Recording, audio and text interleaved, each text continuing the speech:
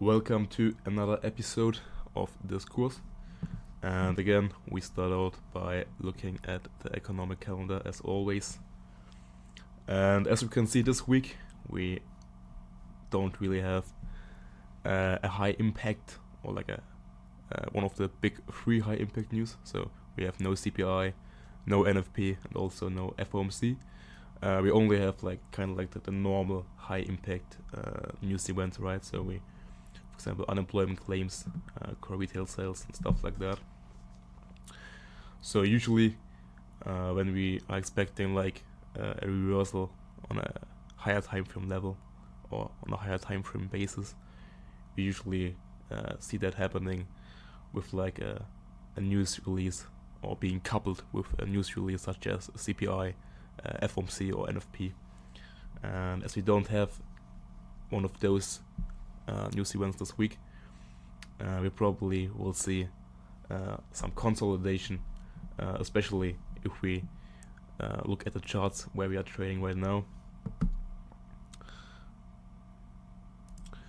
So last week we finally have traded into our weekly buy side objective, right? And now we're pretty much anticipating some sort of consolidation before we either see a continuation higher into these highs here, or we will see a retracement or a reversal after taking out the weekly buy side and also the weekly volume imbalance, which is marked out here in the purple shade. So yeah, again, if we take a look at the economic calendar, we can see that we have high impact news in pretty much every New York session of the week. So we will also focus on the New York session this week, not that much on the London session. But again, for this week, we will probably not see lots of possibilities or opportunities in the markets. And again, we skip Monday as we don't have NFP week, and we also don't have a clear short-term draw on liquidity from last week. Therefore, again, we will skip Monday. And also, if we think again in terms of the trading conditions, the price-based trading conditions, right? We have, first of all, we are heavily overextended. You can see we had two massive daily candles right here. And we also trade into the buy-side liquidity pool. So we have two reasons now to anticipate some days of consolidation, and then we want to see if we can see like an H4 or H1 change in order flow, and then go from there. So if we go down to the H1, we have the weekly open right here. We have a minor gap to the upside here.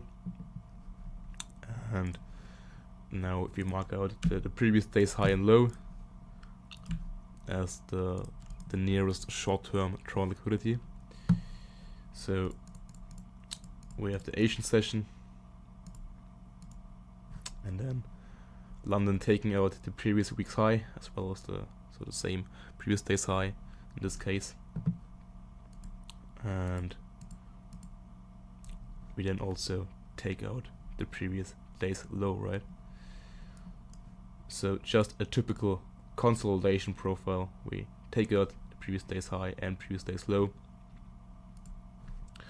If we go to the M15,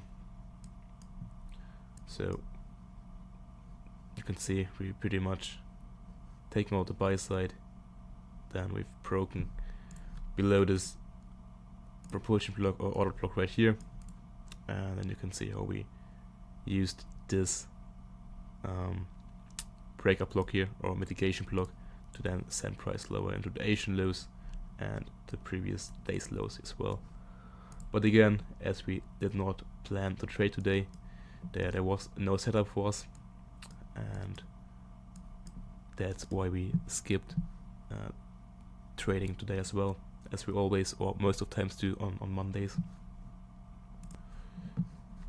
So back to the H1, and we wait for the daily close again. And there we go.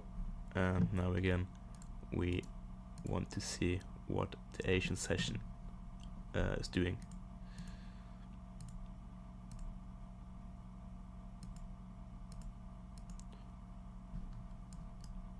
So again, we want to focus on the New York session, right? We don't really want to trade London session, especially because we don't have a higher time frame drawn liquidity anymore, and we already, as you can see here, we are in a consolidation here, and we pretty much, what we want to do right now, we want to wait for a change in order flow, and then we want to look for shorts for retracement back into, if you look at the daily, back into this inefficiency here as our first target, and then also the Monday lows here, right? So back to the H1, what we can see here, we have taken out the Asian highs, and then we've also had a rate of the pre-London highs as well. So again, if we think of our session profiles, we have the London reversal here, right? We take out the buy side, and if we combine that with the daily profiles, we have the Monday range, right? We are trading above the Monday range, and now we have the Monday lows as a potential short-term drawn liquidity. And now we have news coming up in the New York session, retail sales at 8:30. So that's where we want to possibly look for shorts aiming into the Monday lows. And as you can see, we reverse right at the top of the weekly volume imbalance. Also, let's take a look at the DXY.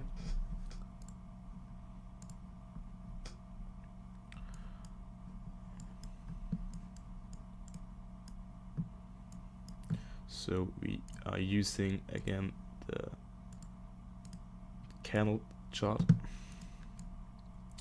So again, we compare the highs and lows of DXY with the highs and lows of Euro, right, to find potential S&Ts. And again, we use S&Ts as a tool of confluence once we are trading at a higher time frame level where we are anticipating a possible reversal, right? So in this case, we are now trading at a higher time frame level. We are trading inside the weekly volume imbalance. We have taken out the weekly buy side. So in this case, we now want to take a look at the DXY to find potential divergences to then use that as a tool of confluence to add to our thesis that there might be a potential reversal once we see a change in order flow. So again, S&T is only valid once we also have a change in order flow. So let's take a look what we can see here. So if we compare the highs of Euro, we obviously want to use the lows of DXY, right? Because they are negatively correlated, right? So I quickly mark out, you can see here, we have the Friday lows of DXY, and we have here the Friday high of Euro, right? And if we compare the lows of today's low with the Friday lows of DXY, you can see that we have not taken out the Friday lows, right? We have Friday lows here, and we have failed to take out this low. So now if we take a look at the Euro highs, right? So if Euro, if DXY fails to take out the Friday lows, then respectively Euro should normally fail to take out Friday highs, right? Because this is the normal correlation. But as we can see here, we have Friday highs right here, and you can see we have taken out the Friday highs on Euro, right? You see, we have taken out the Friday highs while we failed to take out the Friday lows on DXY. So there might be a potential daily S&T between Euro and DXY in play here, right? So again, just because we have a potential S&T here, we are not shorting here right now. We still need more confirmation. but we can use the Monday range to frame a potential intra-week reversal here, right? Again, we have the SMT. I mark it out again. SMT between DXY and Euro. And we also have, as you can see here, we have a change in order flow. First of all, we broke that swing low. So we have a classical market structure break. And we also have this order block here, which we failed to hold. So we closed below. And we then have here now a breaker block, right? So if we want to look for shorts for New York, we now want to use this level as our higher time frame POI to then look for shorts aiming into the Monday lows, right?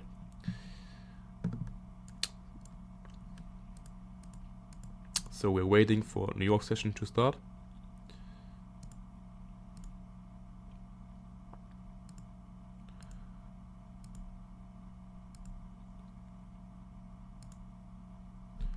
And for now, as you can see, we have traded above or closed above the mean threshold of this breaker block.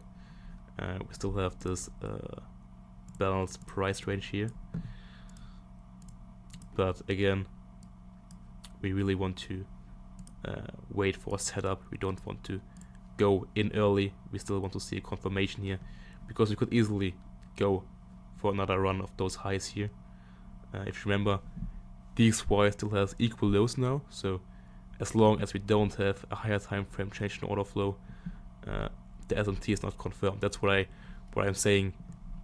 You want to wait for a higher time frame change in order flow, and then you take into consideration the SMT. But for now, we don't have that, so therefore we want to see maybe another rate of this high here. As you can see, this high happened during London lunch, and maybe we get another rate of this high here, and then we want to see maybe an M5 or M15 change in order flow here, and then we can take a short aiming for the Monday lows. And there we have news coming out at 8:30, right? And now we also have taken out this high again, and again we have a change in order flow here, right? We have this order block, we close below, so we have another breaker here inside this breaker, and now we have a setup here. We could short here, so we put a limit at the breaker low, and in this case we can put our stops right here. So we have this wick here, and if we draw the mean threshold, so we use the wick high to wick low, and now I don't want to see price trading back above this level here. It should distribute price inside the breaker here and then send lower, but we can see some wicks inside and a bit above, but we should not trade above the mean threshold of this wick here, because a wick is again a balanced price range. We have price trading up, trading down, so if we go into lower time frames of that wick, then this would look like this. We offer buy side, then sell side, and now we should not trade back above the middle of this balanced price range here, right? So entry here at the low of the breaker, stop at the EQ of the wick above the breaker block here, and then our TP would be the Monday lows, right? TP Monday lows here, and now we want to see if we can get a fill or if price is going straight down into the objective here. So if price is trading into a low before getting a fill, we will remove the limit order, as our drawn liquidity has already been met, and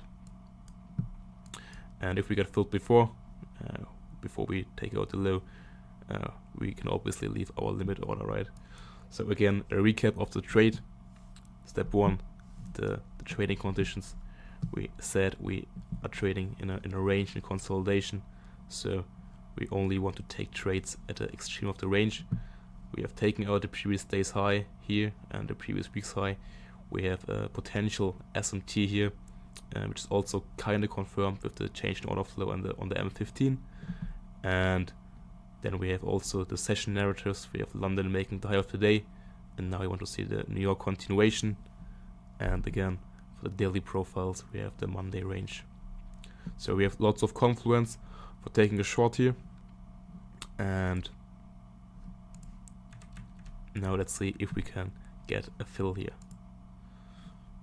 And there we go, we got a fill here. And now we want to see if price is being able to trade lower here.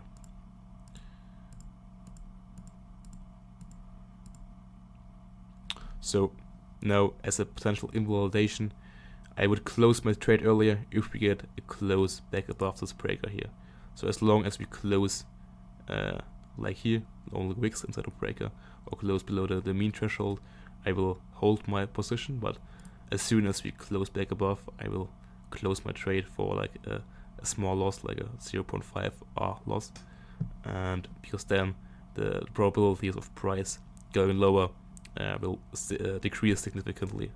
So price should now send here in London close session into the previous day or the Monday's low here.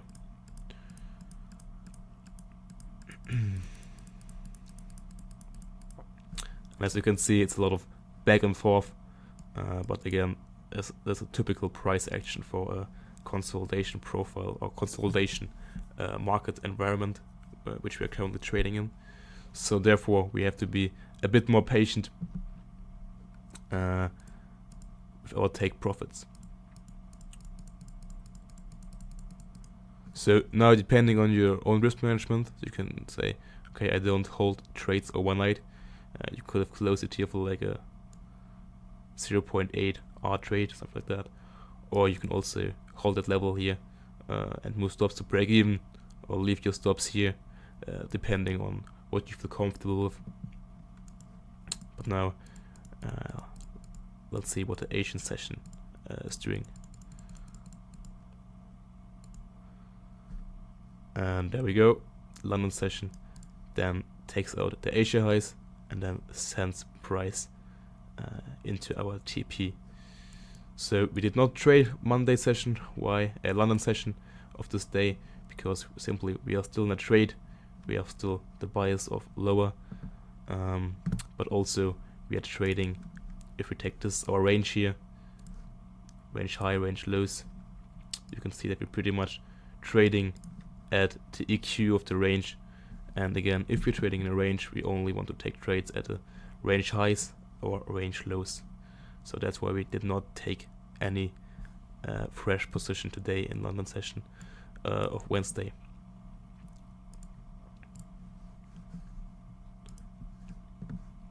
So now again, we are trading in this daily fair value gap here, and we have again news coming out at 8:30 New York time today.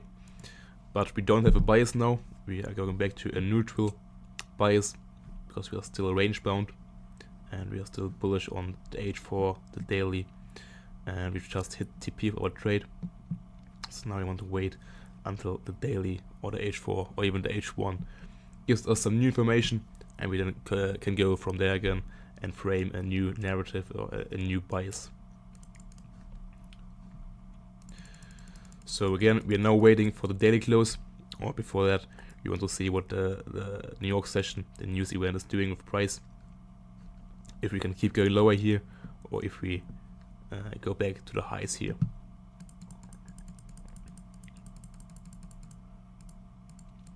And it ended up being to the downside, so we traded lower, but again, we did not have any clear bias, and we are still trading at the EQ of the range. So the trading conditions from the price action wise are not in our favor. That's why we stay out of the marketplace and don't take any trades. So if we check the H1 now, we can pretty much see that we now have a bearish H1 order flow here established since Tuesday, making the high here, and we also have an H1 right here of London highs, of the Asian highs as well. we closed below this body here. So all of this, the up close candles here, they create one order block again. So we have an H1 order block here, and we now want to see if we retrace into the day close, so if we can close down here. So we have the day close right here. If we take a look at the daily chart, you can see we have the daily fair value gap here. I mark that out, daily fair value gap. And now we want to see how price is reacting from that daily fair value gap right here. Are we able to push higher again, or are we disrespecting the fair value gap and get a close below? If we get the close below, so we trade lower, then we can close below here. Then we can use this daily fair value gap as an inversion level to look for potential shorts, to then aim for lower prices, to trade into those inefficiencies right here and those lows here as well. So we have now this order block right here, and now again we have the Asian session, London open now, and you can see we retraced back into the range, and we are again trading at the mean threshold. And now it will be interesting to see if we can close above here, or if we are being able to hold this level and keep going lower here, right? So for now we're just observing the order flow, how price is respecting the higher time frame PD arrays. Are we willing to trade lower from here, or are we still range bound, or even in a bullish environment where we will see higher prices from here? So again, we had Asian session pretty much being trending, so that's again not the best conditions for London session. So therefore we will stay again, also because obviously of the price action reasons I've been telling you all the time now, but also because of the previous session. We now don't really want to get into trades here.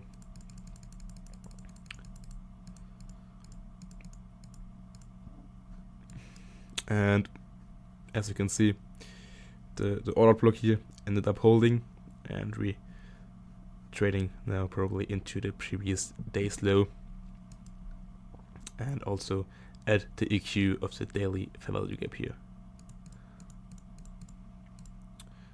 And now it's getting interesting. You can see we had a sell-off here right into the daily fair value gap lows, and now we want to see what the daily close is doing. Are we able to close below here, or will we retrace back into the mean threshold, or even back to the fair value gap top here, right?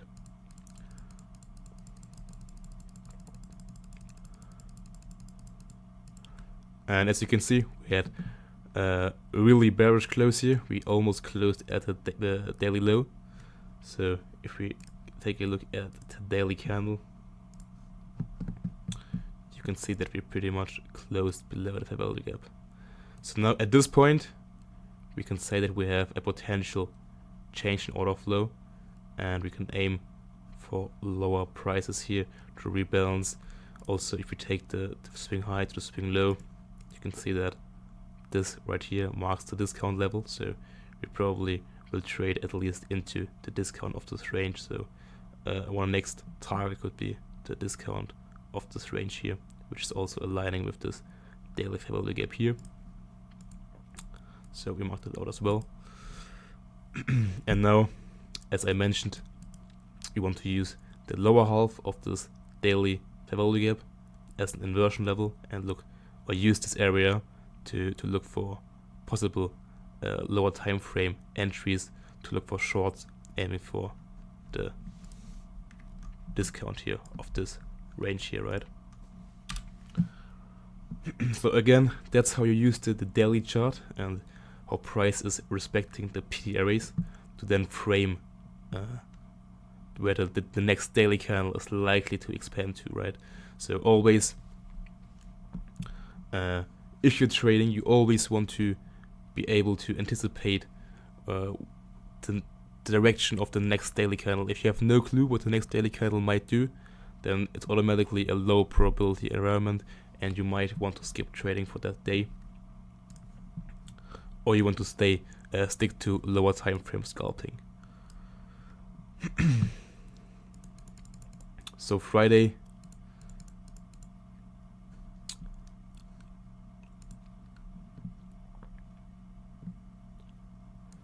now that we had quite a large sell-off the day before, so we had 40 pip New York, and then you can see we had pretty much the same range after New York as well. So we had like almost like, if we actually check it, we had a 110 pip daily candle, so that's above the average range of the previous days. So therefore, again, we probably will see a consolidation profile here and then form a daily fair value gap here, and then on next week we probably will see some continuation to the downside. So probably we have this low as our short-term short liquidity here for the day, but again, we probably will see just a range here and a consolidation.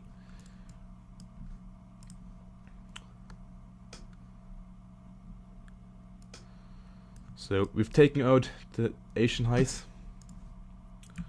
and we also, you can see, we're trading at the range lows of the daily inverse fair value gap. Let's actually hide this weekly volume imbalance. And if you go to the M5, you can see we also have a shift in order flow again on the lower time frames. At the propulsion block right here, which we closed below here, then had an immediate rebalance into the propulsion block, breaker block, and then saw the sell-off into the Asian lows. And now you probably will see also a trading into these lows right here as well.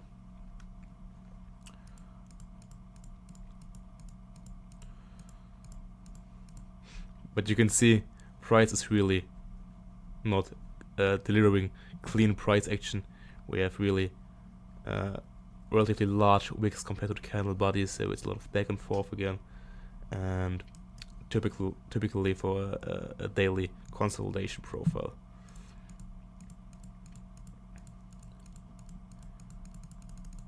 So let's go to the M15 again, because it's taking too long else. So,